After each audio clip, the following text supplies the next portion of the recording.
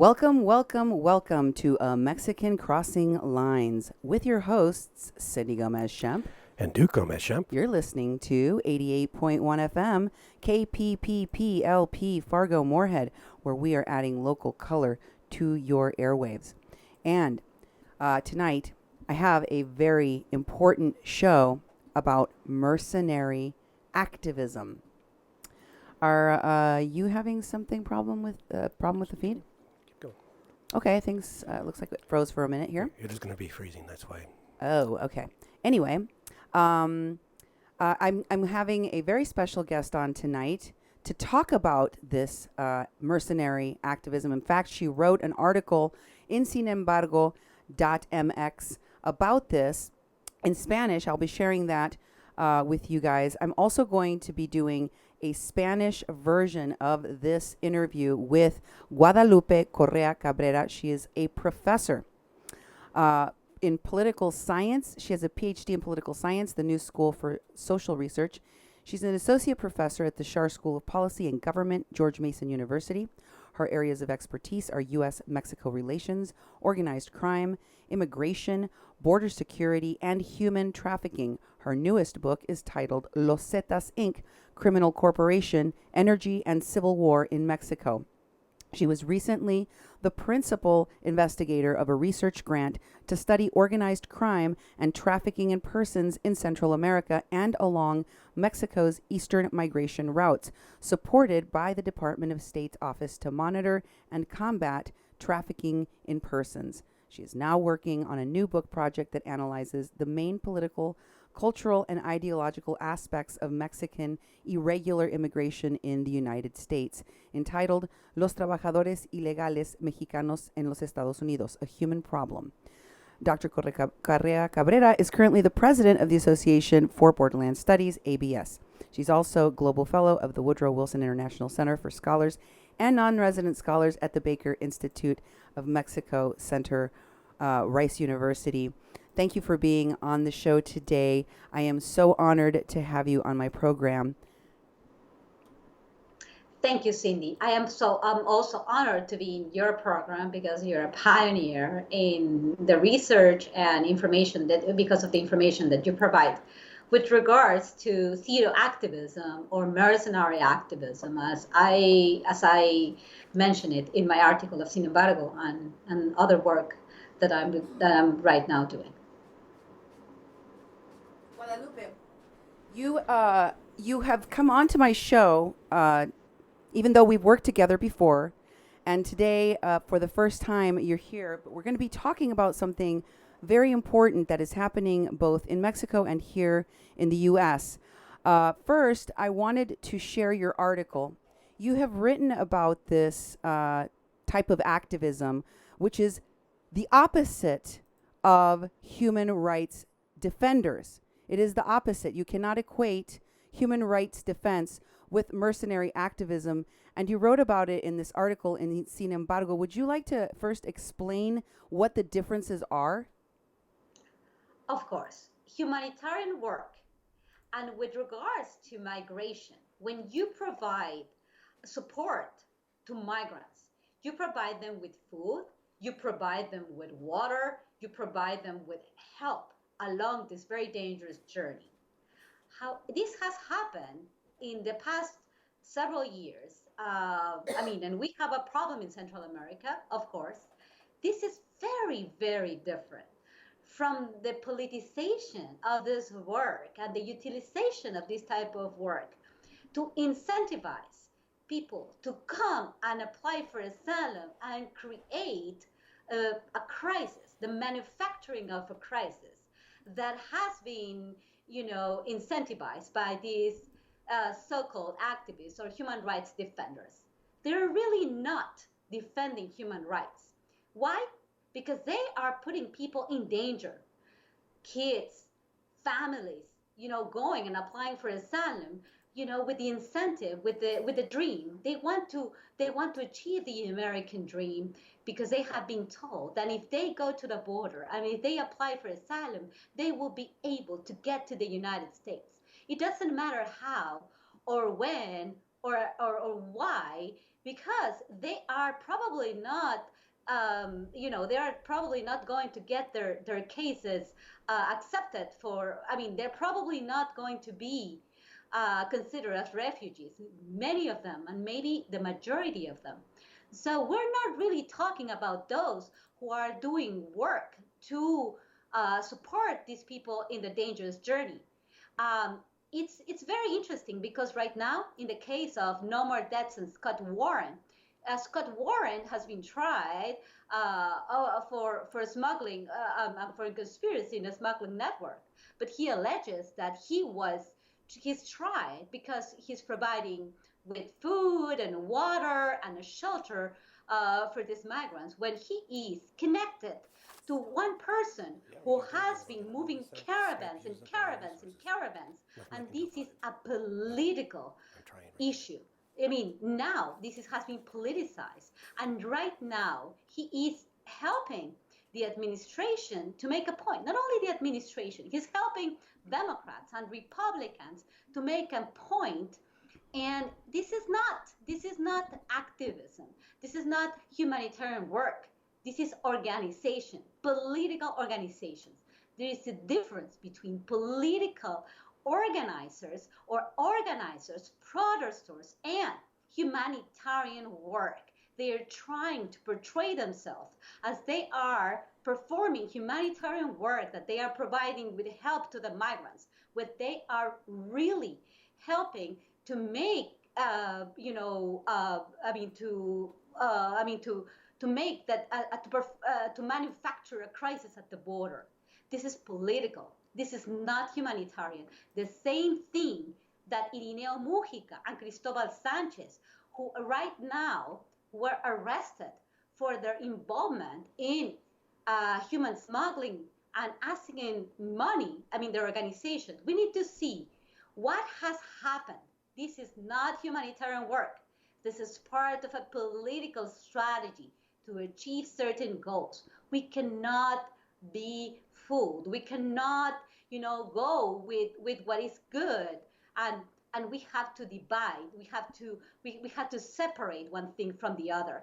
I've been studying this issue for years. I was in the border. I live at the border for 8 years. These are not activists. They are not the usual suspect, the usual people that were helping migrants.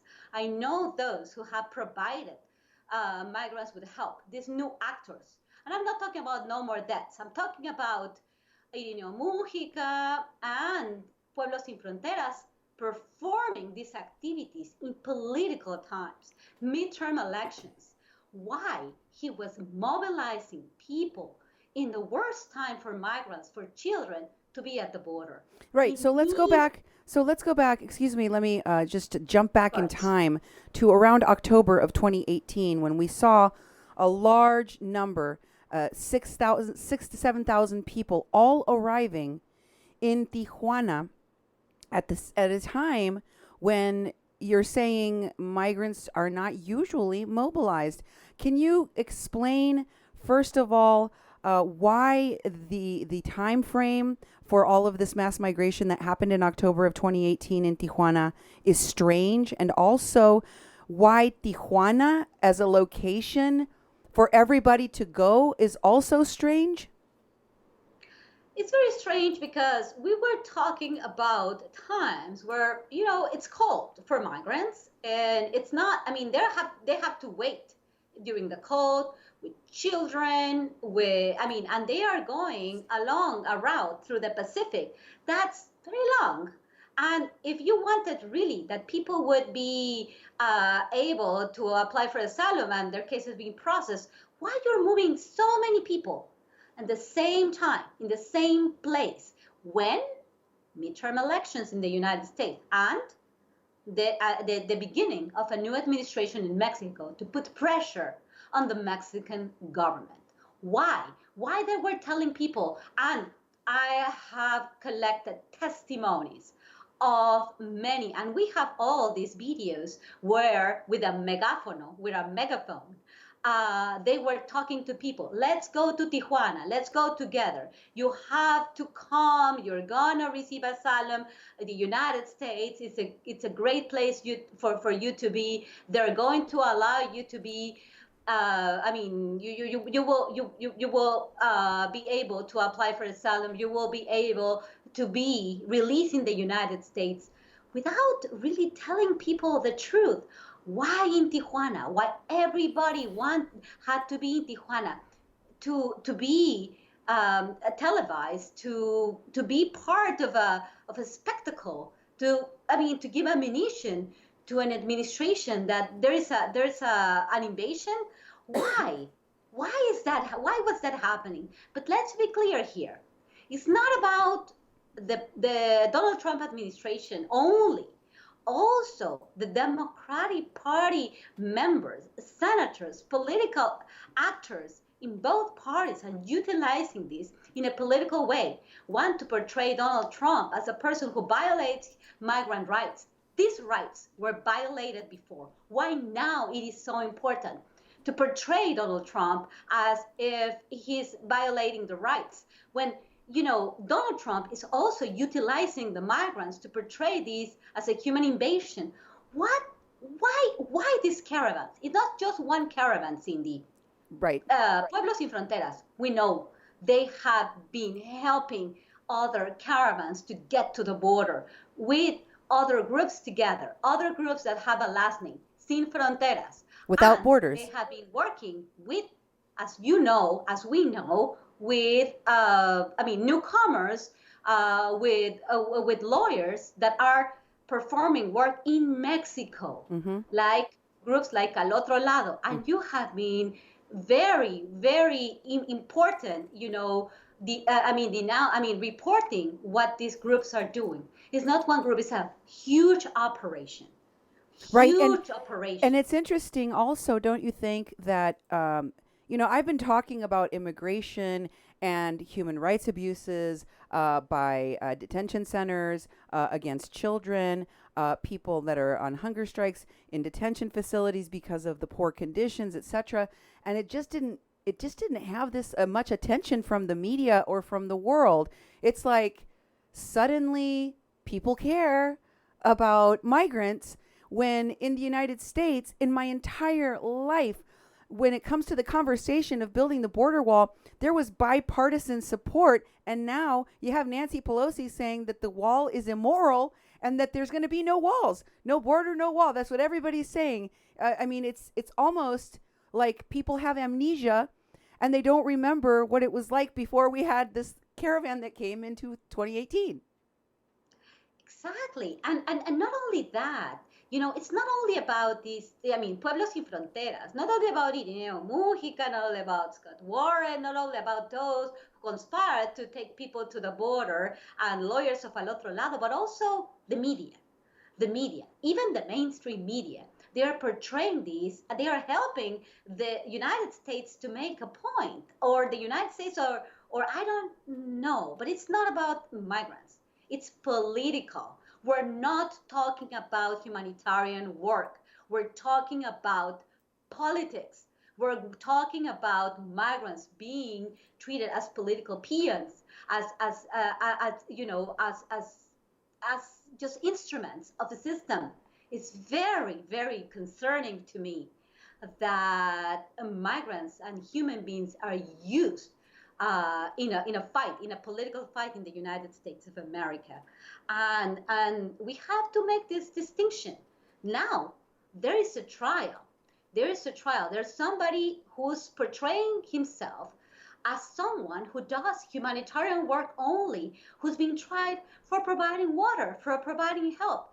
But he is connected to someone who's moving migrants to the border, who's moving migrants along a very interesting point where that there is a connection between the cartel, a reservation, where there's a gray between all these things. I don't want to put anybody on the spot here, but I know that there are many interests that are taking place here, and there was a connection between Scott Warren, who was doing humanitarian work, with someone who's moving caravans and caravans and caravans.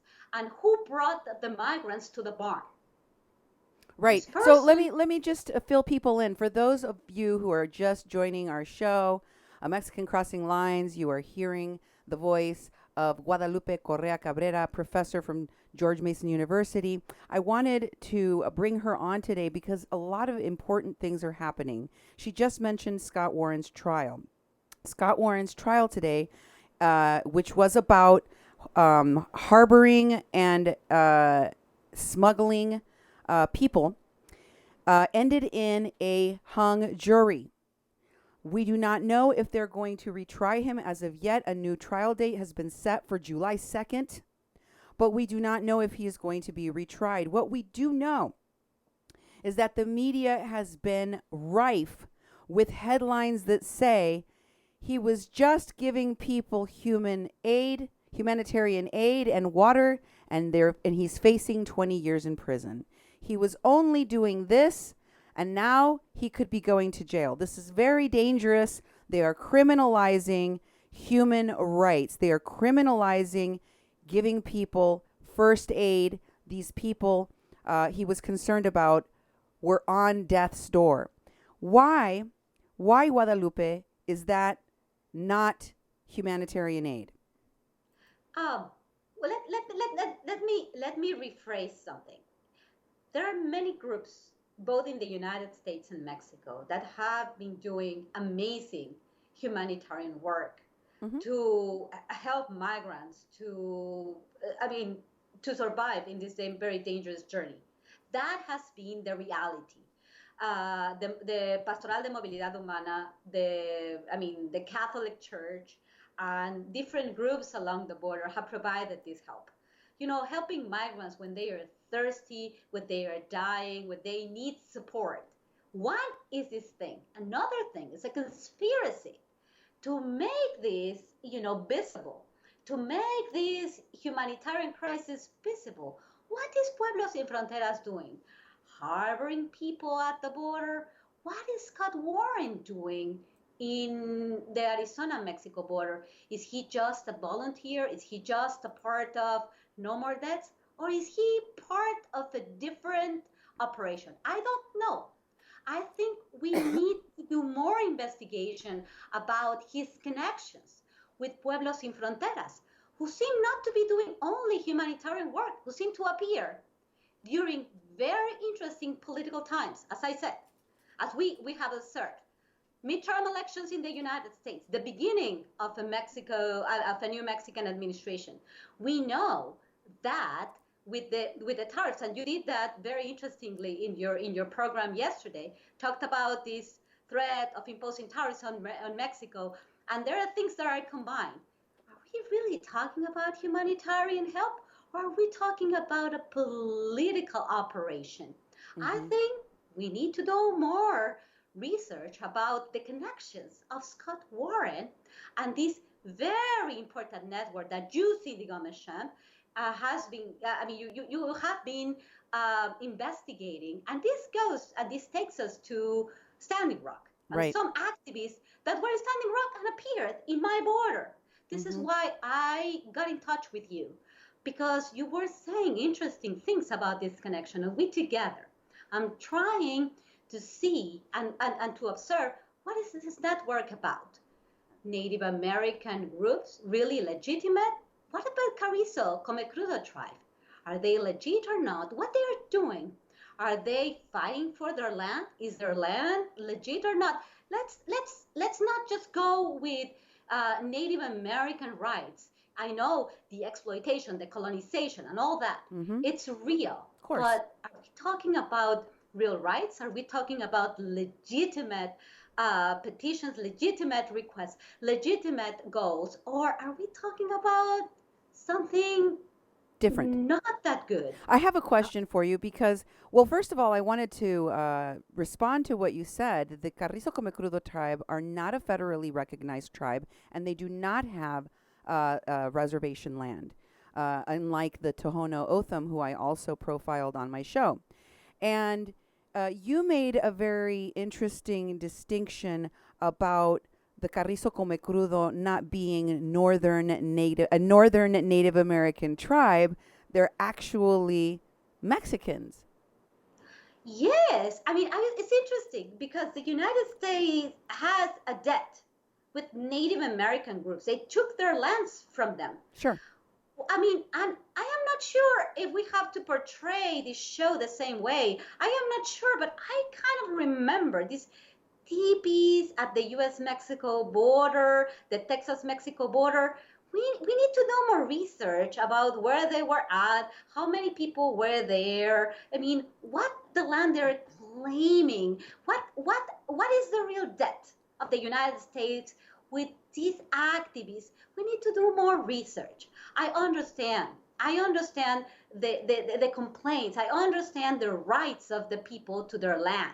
But it seems to me there is much more involved. There is a political issue here that's connected to immigration now. It seems to me that these camps, I mean, everybody who has a request to, to go after, to ask for trouble are located there. We need to do more research about the Carrizo Come Crudo tribe and what's happening in the Rio Grande Valley. Also, we have to do more research about what's happening at the Arizona-Sonora border.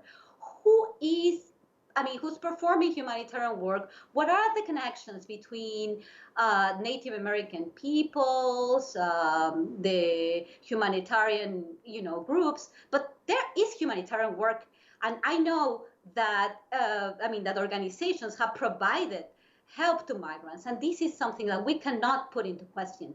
But we know that there are mercenary activists that are taking advantage of the work that very important people that have provided work have done. We cannot criminalize humanitarian work. This is something we need to be very careful about.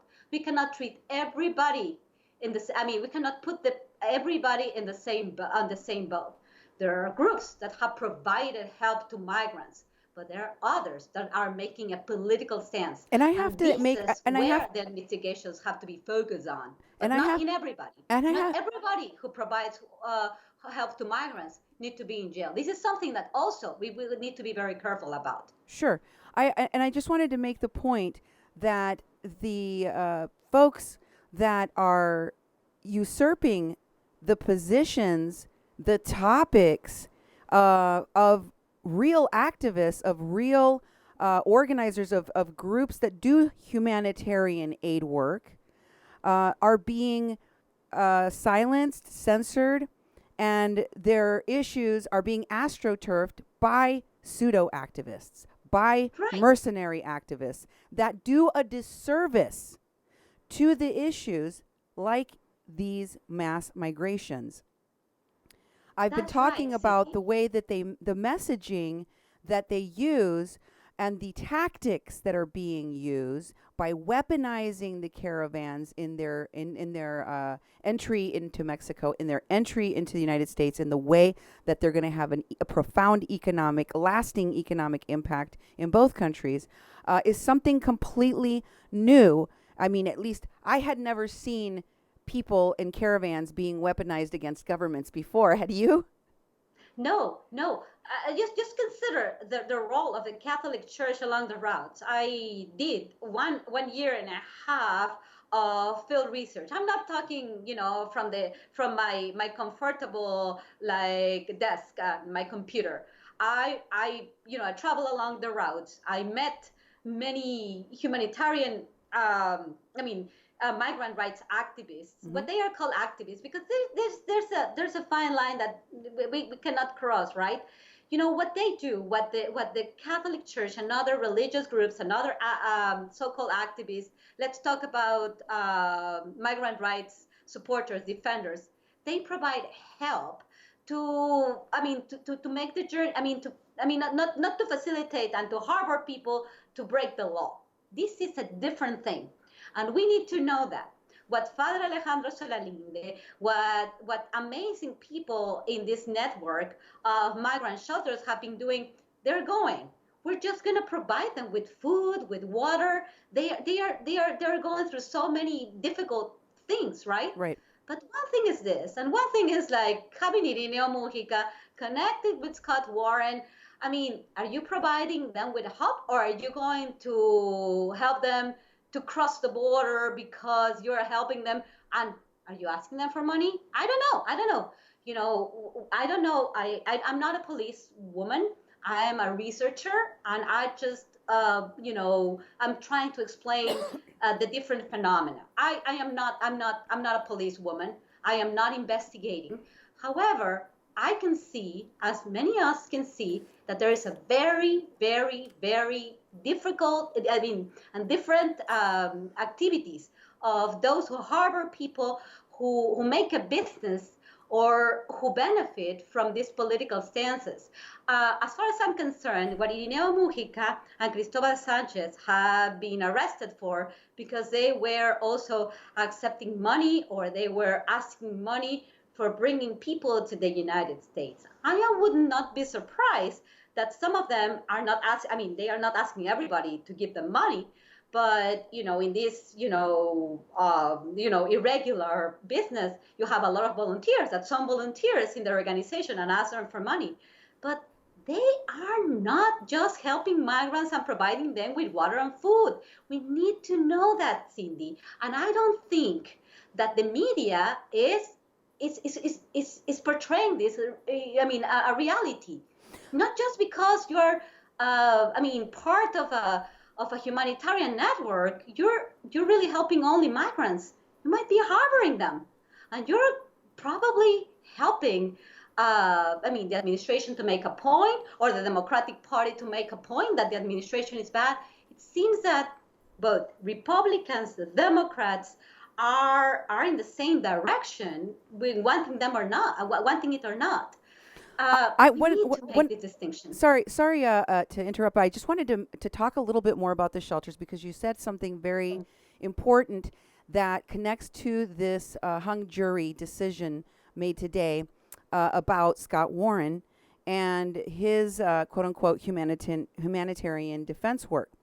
He has been working closely, sending volunteers from No More Deaths to a shelter in Sonoita, run by Irineo Mujica. And curiously, in Tijuana, I had been following the activities of these activists in the Caravan Support Network that I found were running a shelter in Tijuana. And I thought, okay, how does that happen? How do American activists take over and run a shelter in Mexico? And then, of course, I reported on how a letter from that shelter issued by the management was used by Al Otro Lado's lawyers to help apply for asylum based on the need for them to flee immediate danger. Now, that's just one example of many that I found where the shelter operating is a key critical component of the network that is a bigger part of this operation that includes trafficking and smuggling. So my question to you about the shelters, because you did field studies in Mexico, you saw who was running the shelters. How important is it that there is people like Irineo managing the shelters where typically migrants go for assistance? Cindy, it seems to me more a conspiracy to take people to the border and apply for asylum than just providing humanitarian work, which is food and water. This is, for me and for many, a conspiracy that involves a lot of people, including lawyers, immigration lawyers. Mm-hmm. Yes, come, and I'm going to talk to my allies in the media. These 2-3 people, high-profile people, were able to make it to the United States. They were released. So you or others can be released as well. And I'm going to harbor. I'm going to help you. I'm going to be the driver. This is what Irineo Mujica brought the migrants to Scott Warren. I mean, is it so difficult to understand that this is not only about humanitarian aid? It seems to me that we need to do more investigations. We need to understand better what are the roles of these actors. Are they just providing water? Is he just there to provide them with help? I mean, how long was he in contact with Irineo? What was with his relationship with Irineo? What was the relationship of No More Deaths with the Casa del Migrante in Sonoita and in Caborca, Sonora? We need to see. We need to know what's Irineo's role managing these shelters. It's interesting. He has a family company that takes tourists from one side of the border to the other one. I think not all the testimonies or the proofs were given in this trial. I would think that in order to arrive to a decision, more research needs to be done with regards to the role that Pueblos Sin Fronteras, Irineo Mujica, and all the people that are helping him are doing in Caborca, Sonora, in Sonoita, in the Casa del Migrante, and also in the barn. What the barn is for, just to provide water? Or is this part of a conspiracy? That's the question. We're not, you and me, Cindy, we're just people that are trying to explain ourselves the reality, and a reality that is hurting our both nations. We're both binational, actors. We are, we're very close to Mexico and the United States. You are an American citizen and you're a Mexican in so many ways, and we care about the two countries. And this is hurting the relationship between the countries. This is helping. This is harming.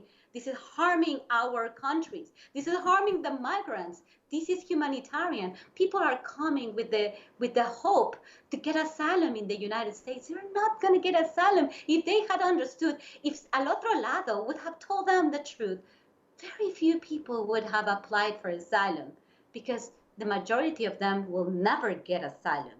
So we need to ask if this is ethical, and who is really operating this. Is humanitarian work, or is it a conspiracy?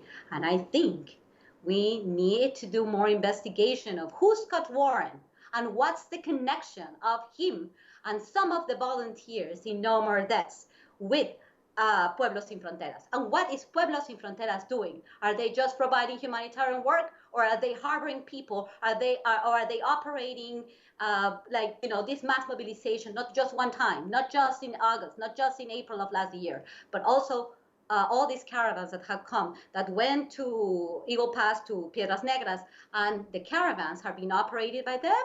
They are helping migrants to get to their destination without dangers.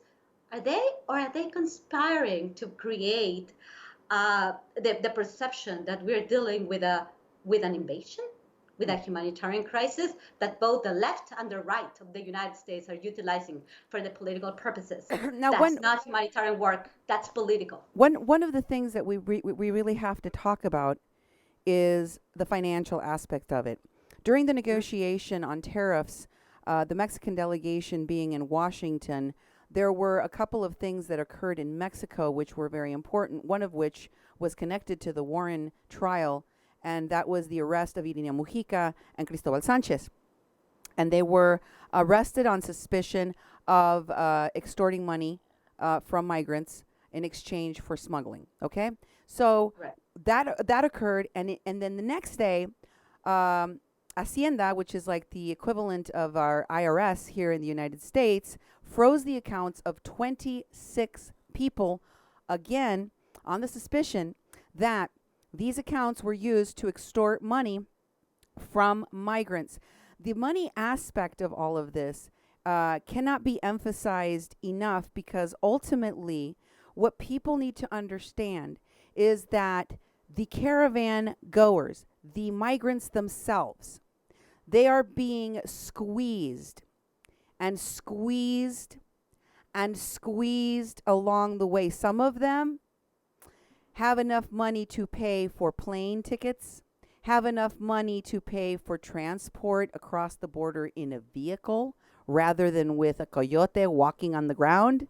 So there are various different levels of exploitation that the migrants will endure, but what is true is that there is exploitation, financial exploitation of the migrants, some of it violent, some of it coercive, some of it very threatening to the lives and the safety of the migrants. And I wanted you to talk about the aspects of that and what Mexico is looking into in terms of the crackdown on human trafficking and smuggling that was discussed as part of the agreement on tariffs. Okay, this is very important, Cindy. And you know, in the beginning, and even the mainstream media, all our favorite mainstream media outlets were talking about this organic movement, all these push factors, gang violence, extreme poverty. People are coming. People are taking their route to the United States, Pueblos Sin Fronteras, and this caravan, keeping them safe. I mean, we know how social movements work. Social movement, not only theory, in reality, people don't move just because they are in need. When you have resources, when you have buses, when you have this massive organization that allows so many people to go, people organically are coming. And these accounts are very important. I mean, why they froze these accounts? Why they're investigating these accounts connected to the organization of caravans? Was this, at the same time, was this organic? Or was this part of a massive movement that also make use of WhatsApp accounts and Facebook accounts and fake accounts that Facebook just, you know, eliminated because that where there were fake accounts? You know, this seems to me like an operation. And if Hacienda has frozen these accounts because it's connected to the organization of caravans, I'm sorry, it seems to me that Pueblos Sin Fronteras is not just providing migrants with help. And I know that migrant activists, the real ones, that the ones that I met when I was along the routes trying to understand the reasons why people migrate, the dangers along the route, I did a lot of work, and I'm not with the right. I'm not criticizing this because I am criminalizing humanitarian work. I think it's very important.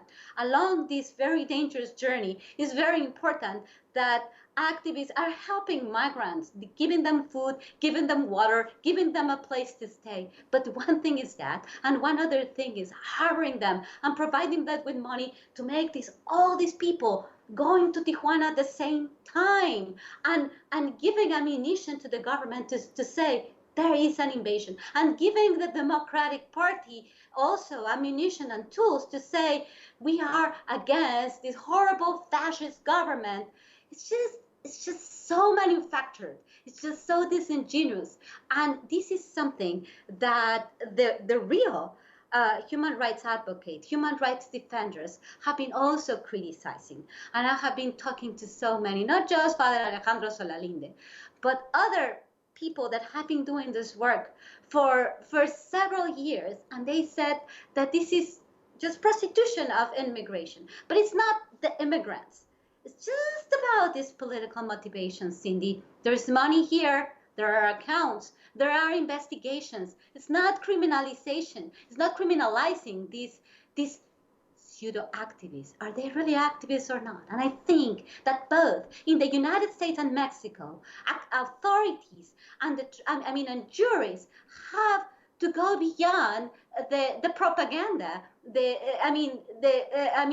This idea that everybody who's helping migrants or helping or facilitating the journey are just humanitarian workers or defenders, or are they as well being part of a conspiracy and an operation that is helping politicians and is helping people to make money and is helping those who are extending the military border industrial complex, the detention center complex?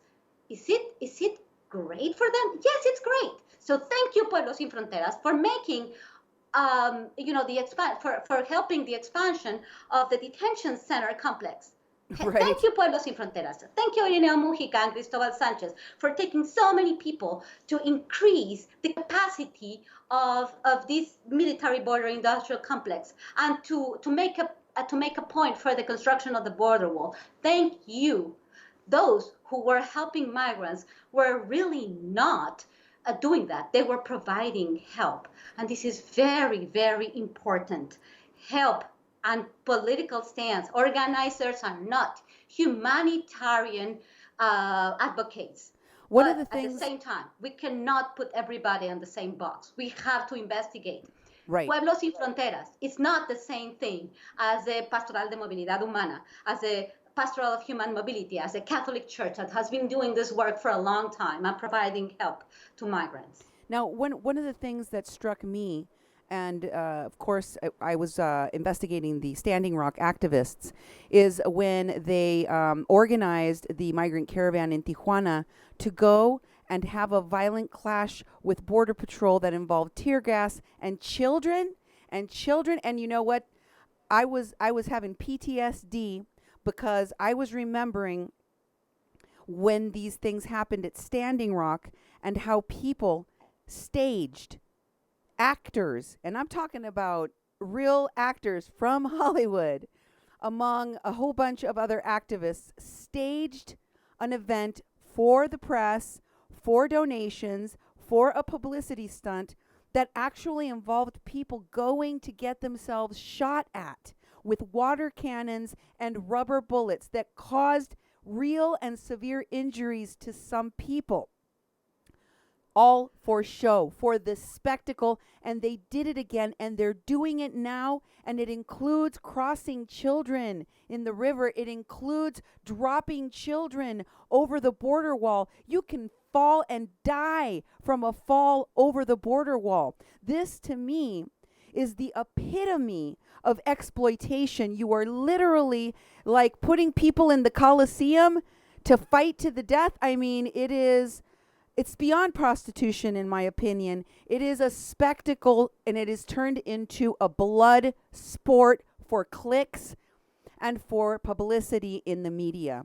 And as the activists, including Evan Duke, that started this border support network told you in their video all the way back from Standing Rock, people may not like our methods, but after what we did, and they're talking about the violent confrontation that brought all the media, after what we did, we got more followers and we raised more money, so you're welcome.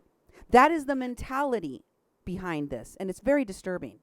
It's very disturbing, Cindy, and I foresee more violence taking place at the border with those camps where they are really laying the ground for confrontation with the authorities, and that is inhumane, and it's inhuman how they are providing the incentive for more and more families and people, and they are not being accountable for that. Do you think that al otro lado, lawyers, they're just like, come here, you have the right to apply for asylum? You're not representing them.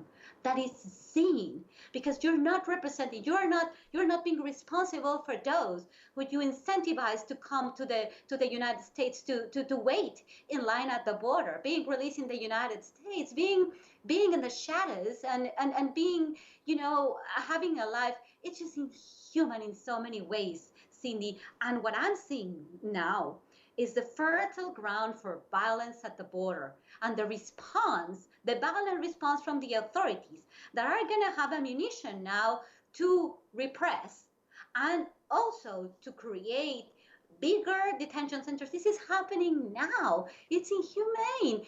Why are you doing this? Are you helping migrants, or are you making these people richer and richer and richer? Are you helping the authorities, the Democratic Party, and the President of the United States making a stance? We have invaders. Oh, we have a horrible government. It's just a political fight in the United States, making use of these people as political peons. That's inhumane. That's not humanitarian work. We cannot criminalize humanitarian work, but let's investigate case by case who is connected to whom. Those who provide water cannot be in jail in any way. Those who have been doing this for a long time, those who have given water, giving help, providing with aid to those who are going on this dangerous journey. Because also, People in the United States are providing these people with work. Pull factors are important. So that's why the incentives are there. We cannot put everybody in the same box. We have to do better investigations. This trial, and I'm glad that there was not like a decision being made. We need to do more investigation. What was the connection of Scott Warren in No More Deaths with the migrant shelters in Caborca, Sonora, in Sonoita, Sonora, and the connection with Pueblos Sin Fronteras?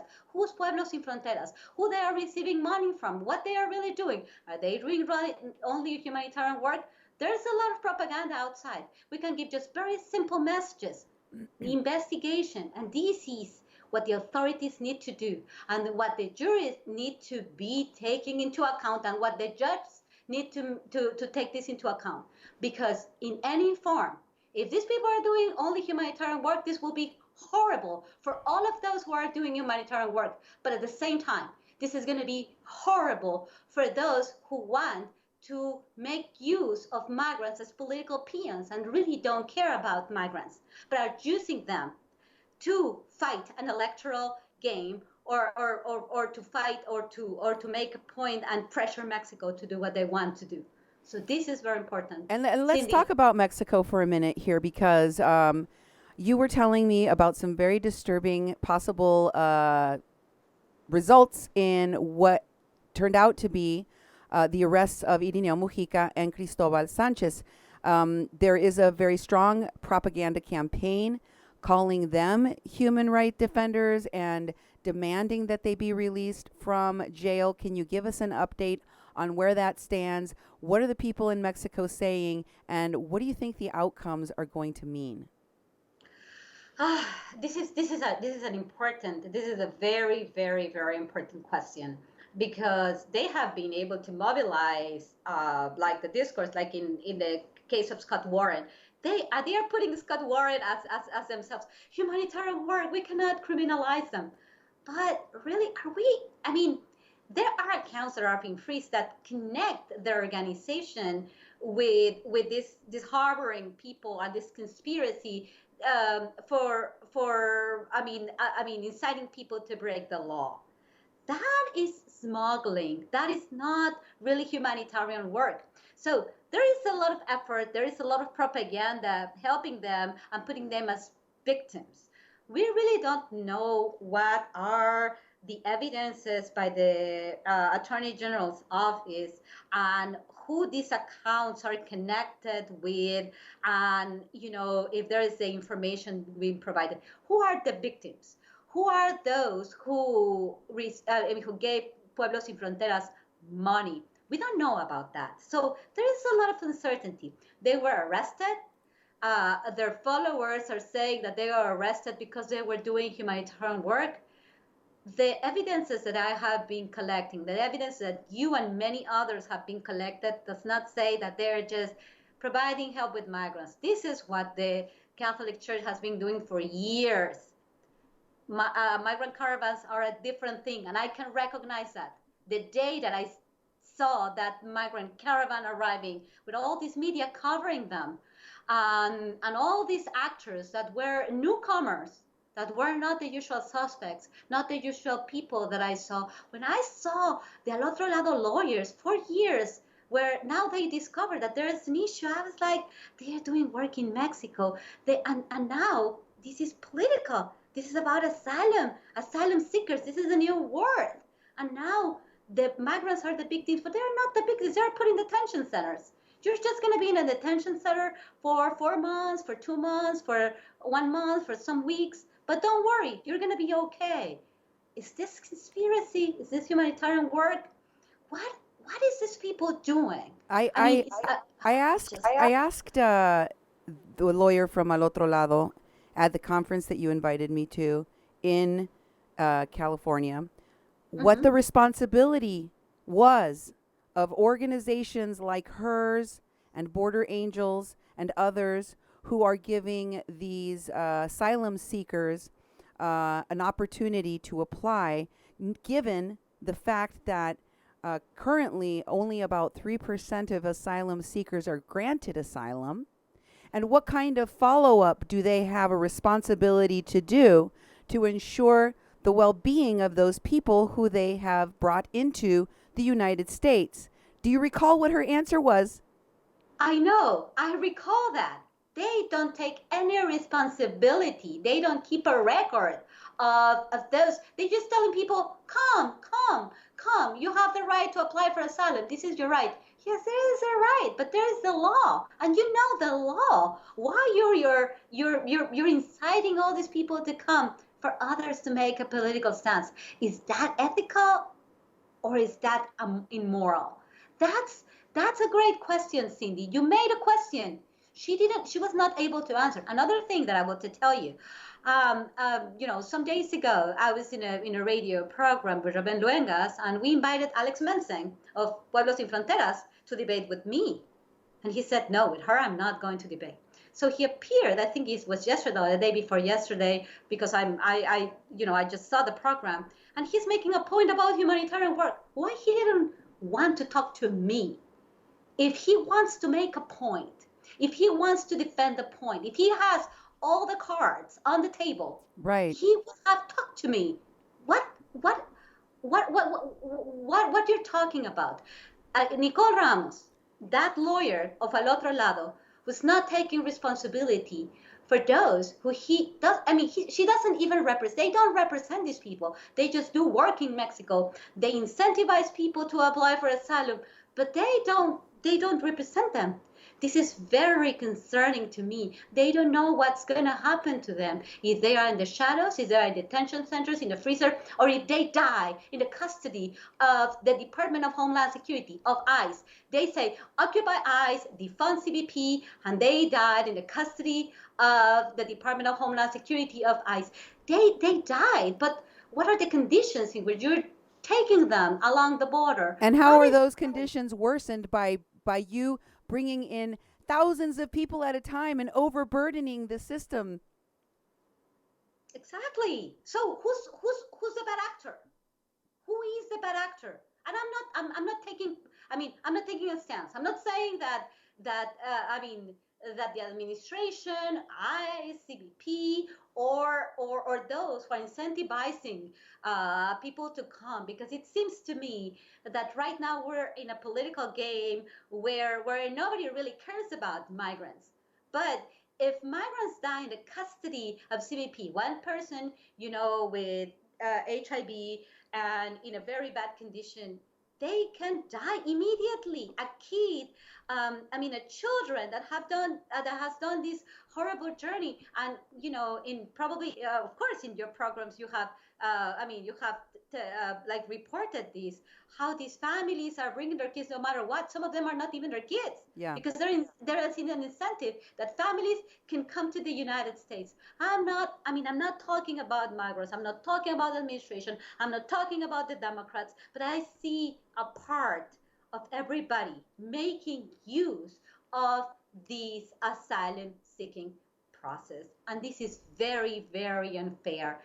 Again, Cindy, I would like to invite everybody in the jury in the Scott Warren's case to investigate better what is the role of Pueblos Sin Fronteras and Irineo Mujica and the shelters that they participate in or they manage or whatever, and what is the role of Scott Warren? Why Scott Warren? Was it the Hono Dam Tribes Community College? Why these Americans are doing there?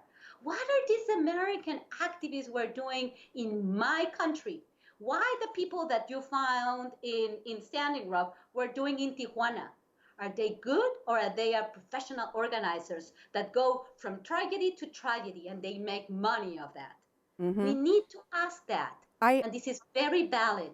I did ask this question from a lawyer that I was interviewed with yesterday on 630 Point of View with Chris Berg over at KXJB. And this immigration attorney, I told him that I had video of volunteers with Al Otro Lado that were saying they knew that the majority of the people who they were helping to apply for asylum would not qualify. And he said then why would you file the claim? I said, what would you think of those attorneys that are filing those claims? He said, I wouldn't do it. That's unethical. And by the way, I'm going to have that gentleman, David Chapman, the attorney, on my program to talk about this, because I think people do need to hear from experts like this professor. And you know, it's funny. It's funny because I know a lot about the investigations I've been doing and the research into the network and the connections to unscrupulous pseudo-activists from Standing Rock. And I believe that is the reason why this lawyer, Nicole Ramos, did not want to face my questions, why she refused to answer my questions after the panel discussion, and why she would not grant me an interview. I also believe that's probably the reason why Alex Mensing decided that he didn't want to be on television at a critical time. I mean, Gina Garibo of Pueblos Sin Fronteras and Alex Mensing just made a video, which I shared with you, going to visit Cristobal and Irineo in jail, asking for donations so that they can bring people to the court date, and saying we need to expose and make demands on behalf of Irineo and Cristobal to get them out of jail. We need to tell people that they were doing human rights work and that this is terrible repression from the Mexican government. Don't you think it's strange that they would miss out on the opportunity not only to be on television to expose this human rights abuse they claim is happening to these two men, but also to have the opportunity to have you validate what is human rights work, because you are an expert, and to tell the difference between smuggling and what these people are doing, because that isn't just a missed opportunity. To me, that looks like an act of cowardice. Cindy, I've been in the routes. I've been 1.5 years, and today I have a lot of connections with human rights advocates, with those who have provided, support to migrants. I stayed in the migrant shelters. I spent the night in the migrant shelters. I have interviewed hundreds of people, over 250 migrants and over 450 people, and probably more because of the years. That was just part of my first project, and I think I have a little bit of idea of who is doing humanitarian work and who's doing something very weird, and why Nicole Ramos didn't want to to respond to you, and why Alex Mensing didn't want to talk to me. I wanted to ask him some questions. If he didn't have anything if he didn't have anything to hide, he would have told me what they do. Right. But why? He made a point that they were doing humanitarian work, repeating and repeating and repeating. But as we all know, and what the Fiscalia, this is not just about the Mexican government following Trump's wish and whatever. There are accounts, and we know, and we saw it. I mean, we received testimonies from migrants when they were in Tijuana that Pueblos Sin Fronteras had promised things that were, these promises and these dreams never came true. And these promises, there are many articles saying that. It's just seems to me very disingenuous and a lie. We need to do investigations, and I think the authorities need to do these investigations, Cindy. And I appreciate the work that you have been doing, and that the work of these pseudo activists or mercenary. You know what's a mercenary? They are part of a private army that help another country to win a war. And this is something very similar to what's happening today in Mexico. That's why I call them mercenary activists. Mercenaries, because they are private actors that help another country to win a battle. And this battle has been won by another country with regards to Mexico. And I have watched your programs, and this is the reason why I was in contact with you, because many things that you were saying were very similar to what was thinking. I was following the same things that you were following. I didn't know about Standing Rock. I just saw those guys from the United States doing very strange work in my country, in Tijuana, and portraying this, utilizing Hollywood stars. Eva Longoria went to Al Otro Lado, carried a baby, and this other woman with the Scott Warren case. Who was this woman? Another actress. Anna Edelstein. No. With the Scott Warren's case, there was another Hollywood star, very famous, the Kardashian woman. Oh, right? Kim Kardashian tweeted about it. Yes, I was That's talking right. about the fact that Everybody now is worried about, how many women were raped. I have seen that. I have experienced that. And nobody can tell me. I have all these testimonies with me and written down. And nobody cared about this. They started to care about this when there was somebody in the White House that made this political, and they did this political as well. I'm not making anybody. This is just black or white. You're with Trump, you're without Trump. This person is good, this person is bad, but everybody seems to be not exploiting. good today.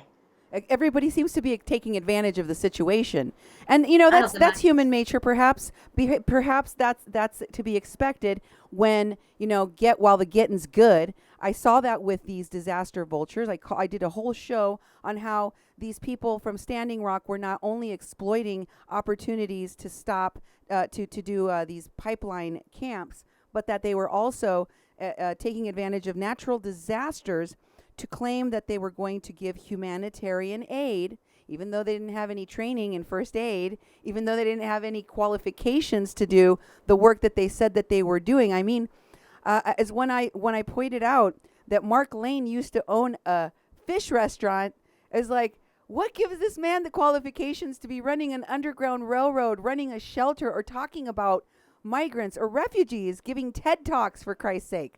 I don't know. But it seems very strange, like you said. It made me laugh a little bit. I did want to let you know that people wanted to ask you some questions, and I wanted to throw some your way before we close out here in a bit.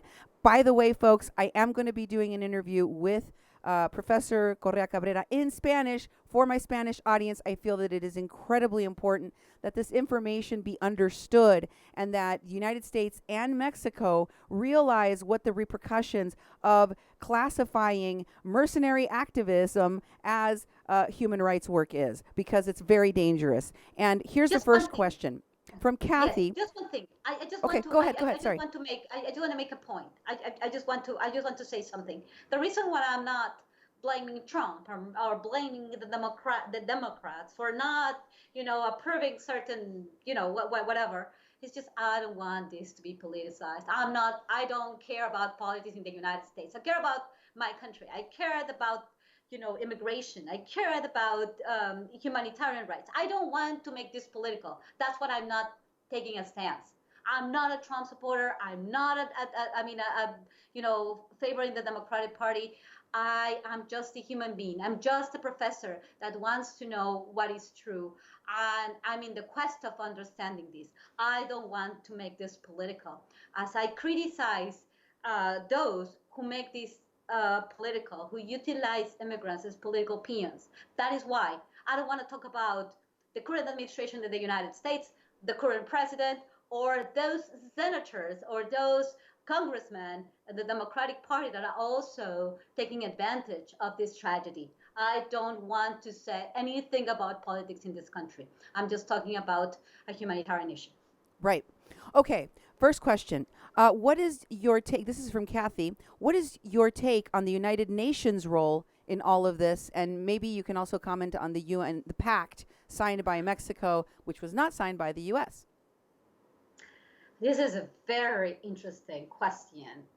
We know that the United Nations has a very important role here, and this is The thing is that I don't know the dynamics that take place within the United Nations and who has more leverage within this international organization, this body that's that goes beyond borders, right? The pact. Yes, Mexico signed this pact. Some people don't think that Mexico should have signed this pact because the United States and the developed world tend to put all the burden of undocumented immigration and refugees that had to go and run and escape from violence that these countries create because of the wars they are able to to support the United States. Russia, China. I'm not just talking about the United States. I'm talking about the hegemonic powers today, and what they really do. And who is bearing? Who's paying for this? The developing world.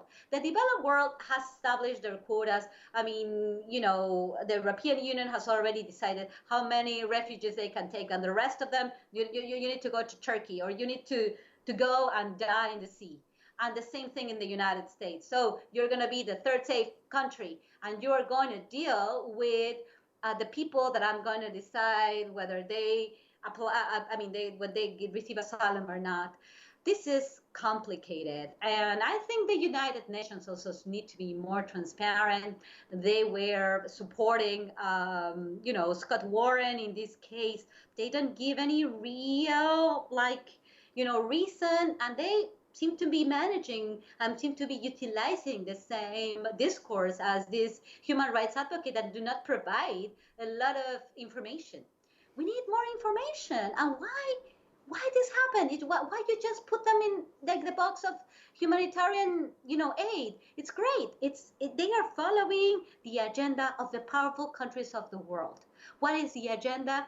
Yes, this is a humanitarian issue. We need to deal with it. And who needs to bear the costs and bear the burden of this? The developing world. Because let's see, we cannot provide them with food. We cannot provide them with refugee. Who can do it? Turkey? Mexico? That's the role of the United Nations, seems to be, arranging this with a nice language. But what is the evidence that they are providing? It's interesting. We need to know who's moving, who has more leverage in this important bodies, international bodies. Do you know something else interesting? Their role of the United Nations with regard to Standing Rock activists, because and I don't think we've talked enough about this, but when Standing Rock was going, when the camps were there, and that took over a year to close, right? So this was a long-standing encampment. The protesters went to the United Nations various times. In fact, one of the people, besides Chase Iron Eyes, which I've talked about on my show, that went to the United Nations or was some kind of an envoy with regard to indigenous peoples' issues, was David Gaskin, the man that traveled to Mexico City with Myron Dewey, and that recently crossed the border to come and do activism in California, along with some Mexican activists from, I believe, from Tijuana. I'm not really sure exactly where she lives. My point here, though, is that what I saw with these activists that were connected to the UN, that were going to the UN, is that what they were doing there and what they were saying there was the propaganda of what they wanted to happen. The messaging, and the UN was backing them in their messaging for what looked like a plan that had been created long before they presented themselves to the UN and working in tandem with the UN. And when I saw the woman, the American, no, I don't know if she's American, but Christina Hollenbeck, the woman that was involved with the kidnapper in placing the false police reports against Kathleen Bennett, getting an award at the UN, I was like, okay, there's something wrong with the UN. There's something seriously wrong with the UN. Let me tell you, these supranational bodies supposedly represent the world, right? Right. But we also know that what leads the world, what defines who's who in the world, is money and power. And there are some countries that have more saying than others. So this image that the United Nations, because it's a supranational body, because it's a supranational institution, this empowers them as this impolute institution. Well, it's not. We're talking about political interests, world power, and those who have the power and the money are the ones who make the decisions for the UN. Mm-hmm. This happens everywhere, and it has happened all the time. And we have known that. We have known what the decisions have been made. And I don't blame the United Nations for the United Nations. I just want to tell your audience, and I just want to tell everybody that these bodies are not in pollute, not just because it says the United Nations, a supranational body that represents supposedly the world. This is going to represent the world, and this is going to be the word of the just and the good people. The same thing with somebody alleges himself that he's a human rights advocate. We cannot judge him based on what he says he is. It's Exactly. about money and power. There are a lot of masks being worn by people calling themselves one thing, but not really actually being that thing. And when it comes to the United Nations, some people are more equal than others. Some nations are more equal than others. And usually it has to do with others. Some nations decide for others. Yes, exactly. That's Here's another others. question for you. Does the professor think that we can stop this false migration by counter education to migrants? Your thoughts? By it's an it's not only about education. Education takes a long time. It's important, it's basic, it's key. But there's so many things that we need to do. And we have to call the leaders of these nations where this exodus is happening. Exodus, I don't like that word, but it's an exodus according to many. Because it's used in a political way as well, right? It's politicized, this word. But what about these countries of the Northern Triangle, the leadership, the political leadership, the presidents of these nations? It's great. They don't have to deal with the people, and they are receiving the remittances. It's perfect for them. Mm-hmm. We have to make them accountable. It's about education. It's about fight against corruption in these nations. It's about development. It's about political will. It's about all of us, the Northern Triangle, Mexico, the United States, are all sitting on the table and trying to figure out what needs to be done. Everybody. It's not just the United States leaving us all the weight of this massive tragedy that they also are responsible to create. But I'm not going to talk like Alex Mensing and Nicole Ramos and all these pseudo activists that anti-fascist groups that I'm so sorry for my country. I don't like my country's becoming fascist. No, this is the responsibility lies in all of us, including the elites of the countries in the Northern Triangle. We need to be responsible, providing with education, with infrastructure, and we need to fight corruption. But this is a massive task. And this is not going to be solved just with one thing. We need to approach all areas, and we need to discuss this, and we need to have political will, and our political leadership and Latin American elites are also to blame for this. It is not only about Donald Trump. It's not only about the Mexican president. It's also about Central America. This is perfect for Jimmy Morales. This is perfect for Juan Orlando Hernandez. The new president of El Salvador also has to give results, but you never know what's really going to happen. They need to be accountable. They need to find corruption. They need to provide people with the opportunities. Of course, education is at the center, and we need to provide our people with education and economic opportunities. And speaking of that education, how effective do you think a massive counter-education project would be in Central America? It's going to be, very important. But we need to fight corruption. We need to end up with those who make caravans a business.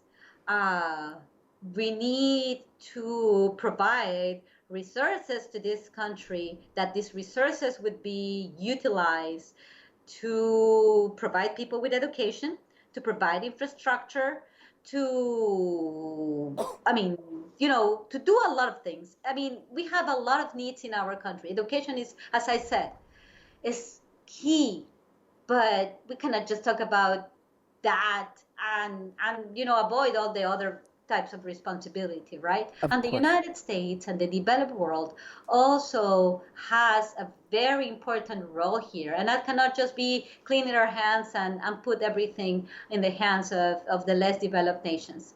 This is important, Cindy. It's not only about education. It's not only about one aspect of this issue. It's not only about putting in prison these people who organize the caravans because somebody's funding Pueblos Sin Fronteras. Right. Who is funding Pueblos Sin Fronteras? Mm-hmm. This is the question, and we have not responded that question yet. Yeah, But maybe these accounts, will tell we're us. going to have better information about that. Well, it's very interesting that there has been investigation into the corruption, especially in countries like Honduras. In fact, today there was breaking news. I don't know if you heard this.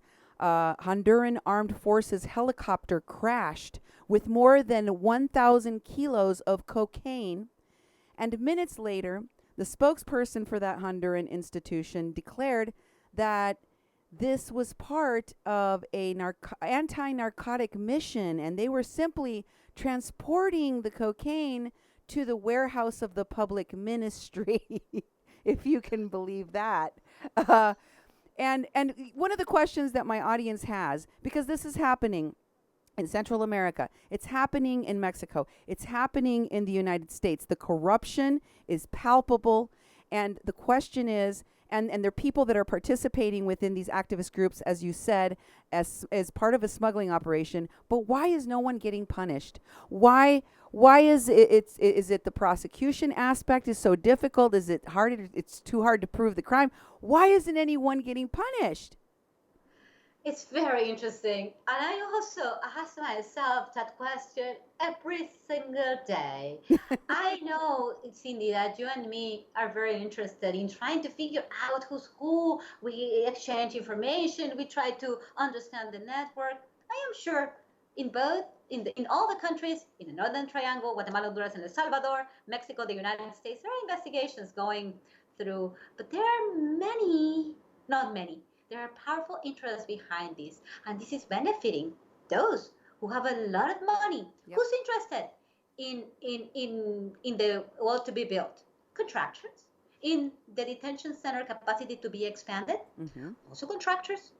I mean, companies, and we don't know exactly who are the companies. We're talking about migrants. We're talking about Irineo Mujica and Cristobal Sanchez. Who is benefiting from this? Who would be given money and funding this through Venmo, through all these GoFundMe, all these electronic platforms? We don't know who are these people, but we know who benefit from this.